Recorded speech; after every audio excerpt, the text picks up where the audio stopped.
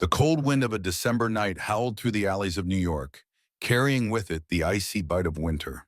Snow blanketed the streets, muffling the city's usual chaos. In the shadows of towering buildings, a dilapidated power station stood at the edge of the city, its glow faint and eerie.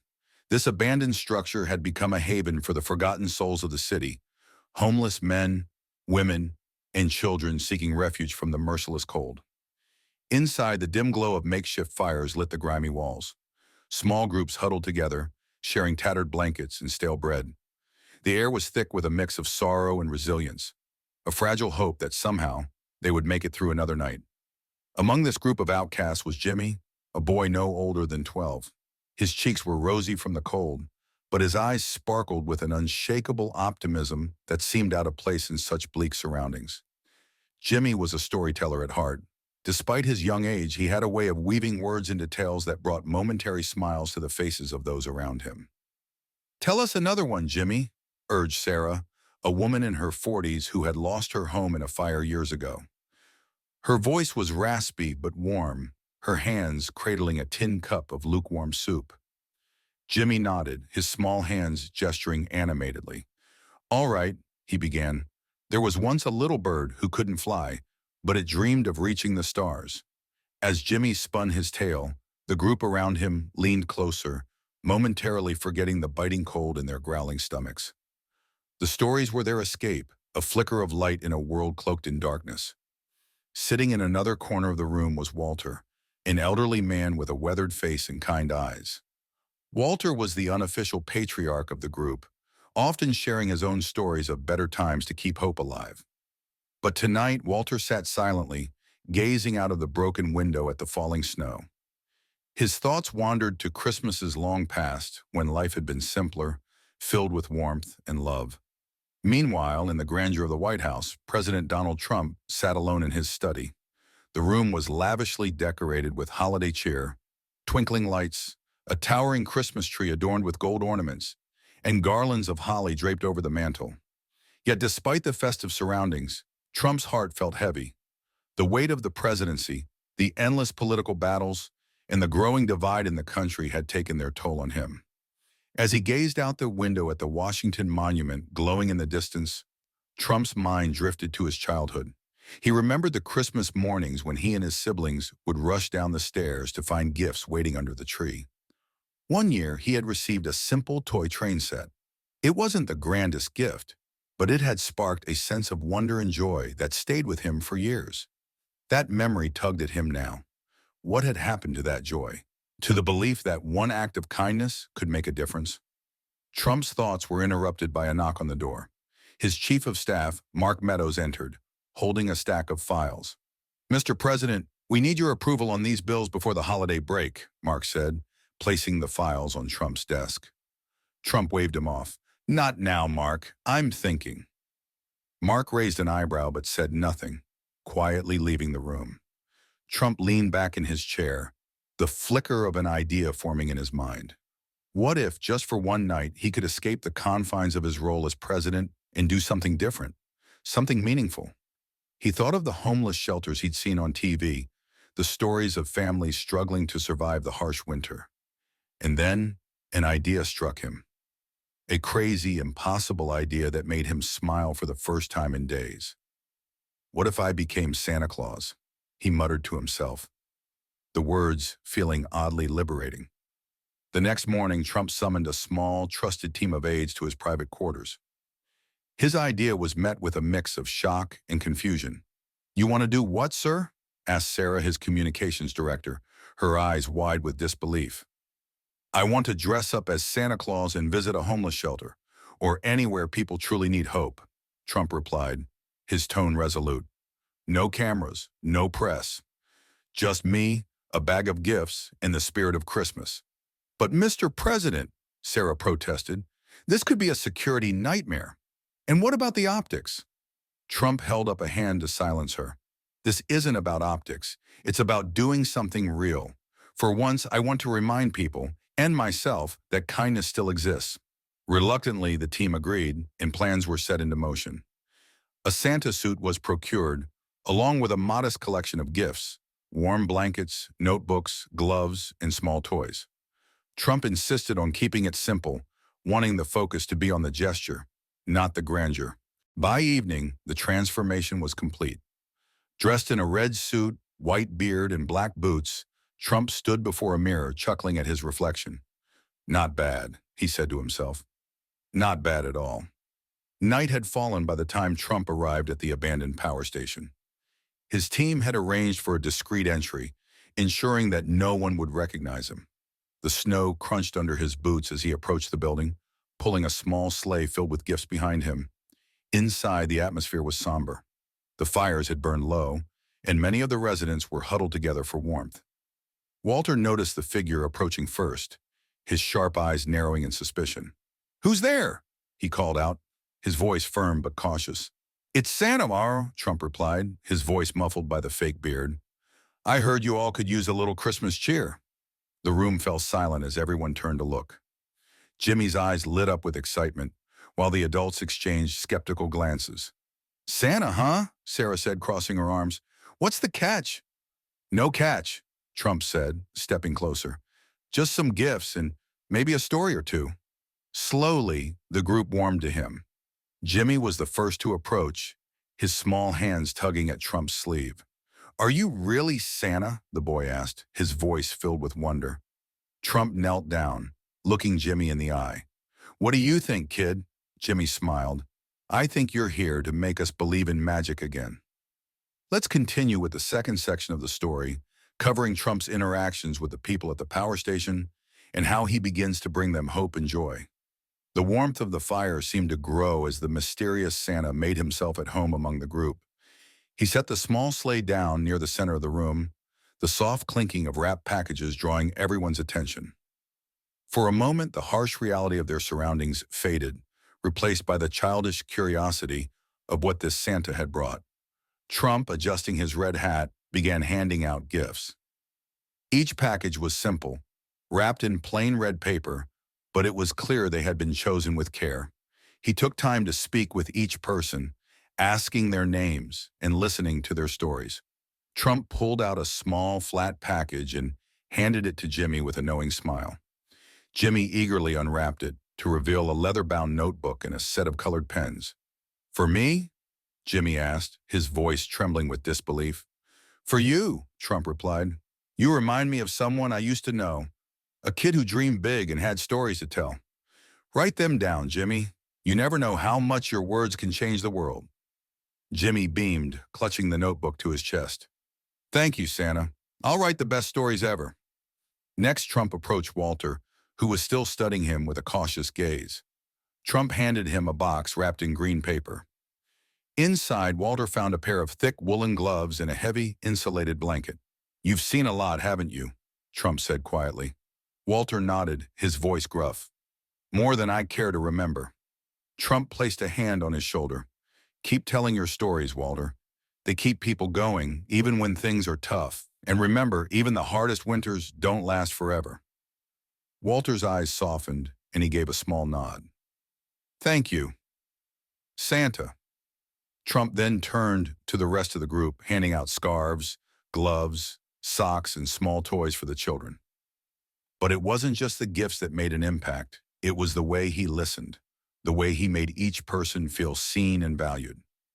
For the first time in years, many of them felt like they mattered. As the last gift was handed out, Trump looked around the room, his gaze settling on Jimmy. "What do you say we share some stories? I hear you're quite the storyteller." Jimmy's eyes lit up, and he quickly opened his notebook, flipping to the first blank page.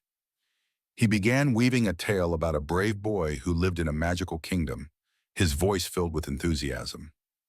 The group listened intently, their laughter and smiles lighting up the room more than the fire ever could.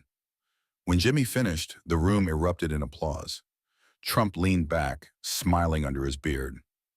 For the first time in a long while, he felt a deep sense of peace. As the night wore on, Trump found himself sitting beside Walter, the two men staring into the flickering flames. "Not what you're used to, huh?" Walter said, breaking the silence. Trump chuckled. "You could say that, but maybe this is what I needed." Walter gave him a sideways glance. You seem like someone who's had everything. What's a guy like you doing here?" Trump hesitated. For a moment, he considered revealing the truth, but instead he said, "Sometimes having everything doesn't mean much if you don't feel connected to anyone. I guess I just wanted to remember what Christmas is really about." Walter nodded thoughtfully. "Connection, yeah, that's what we've got here. It's not much, but it's something." Across the room, Jimmy was scribbling furiously in his notebook, capturing every detail of the night.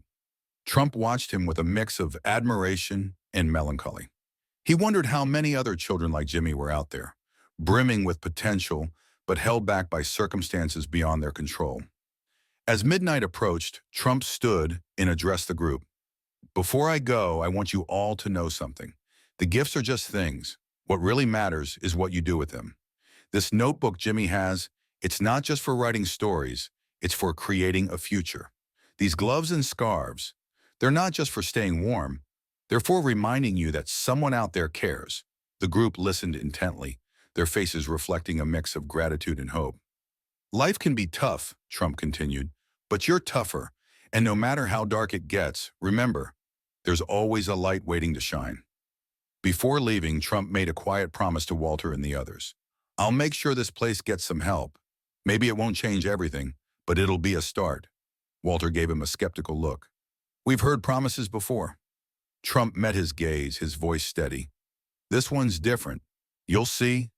As he stepped outside, pulling the empty sleigh behind him, Trump looked up at the starry sky. For the first time in years, he felt the true meaning of Christmas, not in wealth or power, but in the simple act of giving and connecting with others.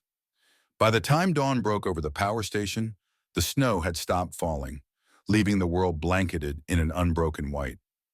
Inside, the atmosphere was different, lighter, warmer, and filled with hope.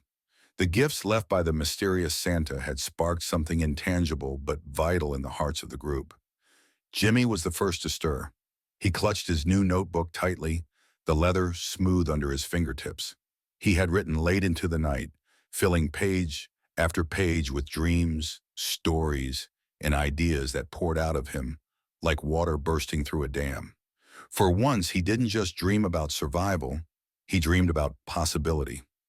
Walter, too, woke with a sense of purpose. He'd wrapped himself in the thick blanket Santa had given him, and his hands, now snug in wool gloves, no longer ached from the cold. He felt a strange urge to sit with Jimmy and help him turn his stories into something real, something lasting. As the group began to rouse, their faces were brighter, their laughter more frequent. They talked about the strange Santa who had visited them, each recounting their interaction with awe and gratitude. "Do you think he'll come back?" Sarah asked, pulling her scarf tighter around her neck. Walter nodded slowly. "If he's who I think he is, he won't forget us."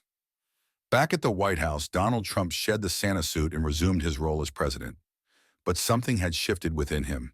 He couldn't stop thinking about Jimmy, Walter, and the others. The experience had awakened a part of him he hadn't felt in years. A deep, genuine desire to help, not for publicity or political gain, but because it was the right thing to do. During a morning briefing with his staff, Trump interrupted discussions about foreign policy and budget allocations to bring up the power station. "Here's what I want," he said firmly. "Find out what we can do for the homeless community around that area. Funds, resources, partnerships, make it happen." His staff exchanged surprised glances. This wasn't the kind of directive they were used to, but the president's tone left no room for argument. Over the following weeks, a series of quiet but impactful actions unfolded. A team was dispatched to assess the needs of the homeless population near the power station. Temporary shelters were set up, offering warm beds, meals, and basic medical care. Plans were drawn to transform the area into a permanent community center, complete with job training programs, counseling services, and a library. Word of these efforts spread slowly at first, but when the story of the mysterious Santa began to circulate among the homeless community, it gained traction. People started calling it the Christmas miracle of the power station. Though Trump's involvement remained a well-guarded secret, his heart swelled knowing he had played a part in creating that miracle. A year later, the abandoned power station was unrecognizable. It had been transformed into the Hope Haven Center, a bright, welcoming space designed to help the homeless transition into stable lives. The walls were painted with colorful murals, many of them inspired by Jimmy's stories. A small library stocked with donated books and notebooks had become a hub for children like Jimmy, who now had a space to dream and create. Jimmy himself had become something of a local celebrity. His notebook, once a simple gift from a mysterious Santa, had turned into a symbol of possibility. He had written and illustrated a small book called The Gift of Life, filled with stories that inspired both children and adults alike. The book's first printing had been funded by the Hope Haven Center, and every sale contributed to supporting the homeless. Walter had found a new calling as well. He worked at the center as a mentor, using his life experiences to guide others. He often told visitors the story of the strange Santa who had appeared on that cold Christmas Eve, reminding them that even in the darkest times, there's always a spark of light. From the Oval Office, Trump watched a news segment about the Hope Haven Center. The camera zoomed in on a mural of a sleigh filled with gifts, painted by Jimmy himself, with the words, "Believe in the gift of life," written in bold letters above it. Trump allowed himself a small smile. "You did good, kid," he murmured to himself. His chief of staff entered the room, holding a stack of papers. "Mr. President, the team says the Hope Haven Center has been a huge success. They're requesting additional funding to expand their programs." Trump nodded. "Make it happen." As his staffer left, Trump sat back in his chair, letting his mind wander. For years, he had been driven by ambition, by the pursuit of success and power.